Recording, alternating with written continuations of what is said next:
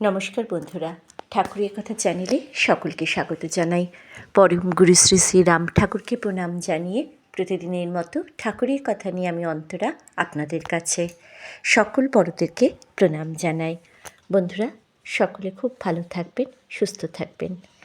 আজকের ঠাকুরের কথা রামভাই স্মরণের গ্রন্থ থেকে ভক্তপ্রভু শ্রী ফণীন্দ্র কুমার মালাকারের কথাই আপনাদেরকে বলবো। গত পর্বে বলেছিলাম রাস্য যজ্ঞের জন্য তাহারা কীভাবে প্রস্তুতি নিচ্ছিলেন। আজকের পর্ব তারপরের থেকে শুরু করছি আজকের ঠাকুরের কথা। 10টা বাজিলে সকলে উঠিলেন। শহরের গুরুভ্রাতারা পরদিন বৈকাল 3টের মধ্যে আসবার জন্য শ্যামদা বলিয়া দিলেন। নির্দিষ্ট সময় সকলে আসিয়া হলঘরে সমবেত হইলেন। শ্যামদা বলিলেন, ঠাকুর রাস্য যজ্ঞে কর্মীদের প্রধান কর্তব্য সম্বন্ধে যা আদেশ দিয়েছেন, আশা করি সে সকল উক্তি স্মরণ আছে। সকলেই বলিলেন, সকল কথা স্মরণ নাই। শ্যামদা বলিলেন, ঠাকুরের আদেশ অনুযায়ী কর্মীরা কর্ম না করলে যজ্ঞ পণ্ড হবে, অতএব আদেশগুলি পুনরায় আমাদের শোনা দরকার। ডাক্তারদা বলিলেন, ফণীর নিকট তো ঠাকুরের সকল কথাই লেখা থাকে, সে পাঠ করুক, আমরা শুনে যাই। প্রমোদবাবু বলিলেন, ফণী, গতকাল তুমি যা লিখেছ আমাদের পড়ে শোনাও। আমি খাতাটি আনিয়া পড়িয়া শুনাইলাম। শ্যামদা বলিলেন, ঠাকুরের আদেশ পালন করতে পারার মতো ধৈর্যশীল কর্মী নির্বাচন করতে হবে। ফণী, তুই ঠাকুরের এই আদেশে 3-4 জন কপি করে রাখবি, পরে দরকার হবে। সুরেন্দ্রবাবু বলিলেন, এখন স্থানীয় একজন কোষ অধ্যক্ষ নিযুক্ত করুন। সকলে নবদ্বীপ বণিককে কোষ অধ্যক্ষ নিযুক্ত করিলেন। নরেন্দ্র ভূঁইয়া বলিলেন, রাস্য যজ্ঞে কে কে কাজ করতে হবে তার একটা ফর্দ তৈরি করেন। ওই ফর্দ মতো স্থানীয় ভারপ্রাপ্ত কর্মীরা কাজগুলি যজ্ঞের 3 দিন পূর্বে শেষ করবেন এবং তৈজসপত্র সংগ্রহ করে রাখবেন। ফর্দ তৈয়ার হলো। 200 জন বহিরাগত পুরুষ ও মহিলা ভক্তের বাসস্থান, 200 জন কর্মীর ও 125 জন কীর্তনিয়া এবং মহাপ্রসাদ রান্নার জন্য 20 জন ব্রাহ্মণের বাসস্থান। ভোগ রান্নার, ভক্তদের জন্য রান্নার ও মহাপ্রসাদ রান্নার স্থান। ভোগ তৈয়ারির ঘর, কীর্তনের আসর, শ্রোতাদের বসবার ব্যবস্থা ও মাথার ওপর চাদোয়ার ব্যবস্থা, মহাপ্রসাদ বিতরণের স্থান এবং উহার ওপর চাদোয়ার ব্যবস্থা। আলোর বন্দোবস্ত, প্রসাদ বিতরণের জন্য কলাপাতা, চাউল, ডাল, তরকারি ইত্যাদির ব্যবস্থা, পায়খানা প্রস্রাবের জায়গায় ব্যবস্থা করা। এই সকল কাজ যজ্ঞের 3 দিন পূর্বে সম্পূর্ণ করার ভার 16 জন দায়িত্বশীল স্থানীয় কর্মীর ওপর চাপা হলো। শ্যামদা বলিলেন, আপনারা সকল কর্মী 15ই চৈত্র উপস্থিত হইবেন। কোনো প্রকার ত্রুটি করবেন না।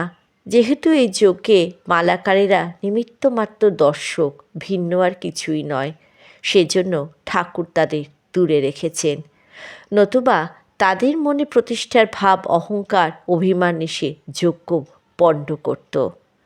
রাস্য যজ্ঞ দাপর যুগের পর আর হয় নাই।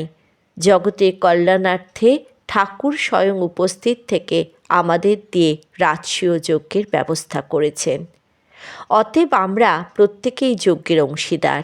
এই যজ্ঞ দ্বারা ঠাকুর কে এবং কি তা পরিপূর্ণভাবে প্রকাশ করে ফেলেছেন।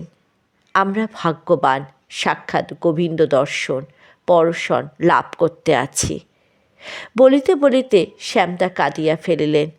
মধুদা বলিলেন, এবার নিমন্ত্রণের পত্রে খসড়া তৈয়ার কইরা ঠাকুরকে দেখান, তবে তা প্রেসে ছাপানো হইয়া শীঘ্র সকল স্থানে পাঠানো যাইব।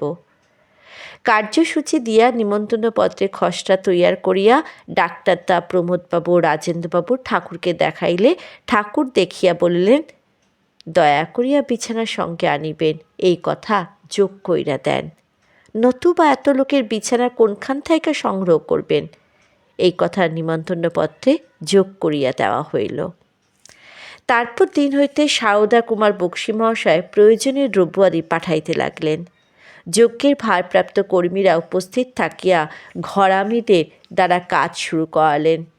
প্রেস হইতে নিমন্ত্রণপত্র ছাপা হয়ে আসলে ঠাকুরকে দেখায়া সকল স্থানে গুরুভ্রাতাদের নামে বহু নিমন্ত্রণপত্র বুক পোস্টে পাঠানো হইল। চট্টগ্রাম হইতে বিধুধা সুনিপুণ শিল্পী ইন্দুভূষণ চক্রবর্তীকে কীর্তনের আসর সাজাইবার ব্যবস্থা করাইতে পাঠাইলেন। তিনি সুন্দর আসন তৈয়ার করিলেন। উপেন্দ্র মজুমদার আসিয়া ঠাকুর প্রণাম করিলেন।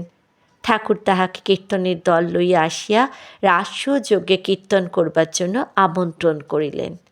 কাশীধাম হইতে শিবেন্দ্র শাস্ত্রী পত্রযোগে ঠাকুরকে জানাইলেন তিনি রাস্য যজ্ঞে উপস্থিত থাকিবেন এবং ডক্টর গোপীনাথ কবিরাজ হিন্দু সম্মেলনে গিয়াছেন বিধায় আসিতে পারিবেন না।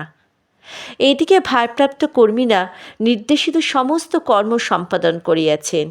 বক্সী মাসে 14 চৈত্র পর্যন্ত যজ্ঞের প্রয়োজনীয় যাবতীয় দ্রব্যাদি দিয়া ভাণ্ডার ঘর পূর্ণ করিলে রাত্রি হইতে 4 জন কর্মী তথায় মোতায়েন করা হইল। 15 চৈত্র সকালবেলায় 8 জন রান্নার ব্রাহ্মণ হাজির হইয়া কর্মীদের ও বহিরাগত ভক্তদের জন্য রান্না করিলেন।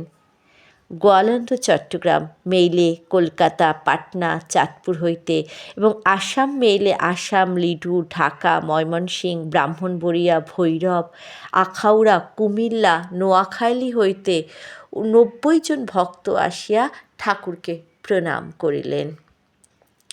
দিবা 9টায় চট্টগ্রাম হইতে শ্যামদাসহ প্রায় 40 জন উপস্থিত হইয়া ঠাকুর দর্শন ও প্রণাম করিলেন।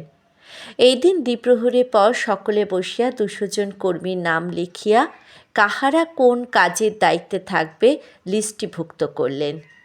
শুভময় দত্ত, বিধু বোস, নরেন্দ্র ভূঁইয়া, রাজেন্দ্র বন্দ্যোপাধ্যায়, যোগেশ গুপ্ত, নলিনী দত্ত, ক্ষিতিভূষণ সেন, সত্যপ্রিয় দত্ত, সুরেন্দ্র ভট্টাচার্য, রোহিণী কুমার মজুমদার, সুদাম বসাক, প্রমোদ চক্রবর্তী সকল কার্যের তত্ত্বাবধায়ক নিযুক্ত হইলেন। যতীন্দ্রমোহন দাশগুপ্ত, জ্ঞানচন্দ্র আচার্য, মাধব মজুমদার, অখিল রায়, তুলসী গাঙ্গুলি, অক্ষয় মজুমদার, মধুসূদন মুখার্জি, উপেন্দ্র সাহা, যোগেন্দ্র ধর কীর্তনঙ্গয়ার পূর্ণ দায়িত্বে রইলেন।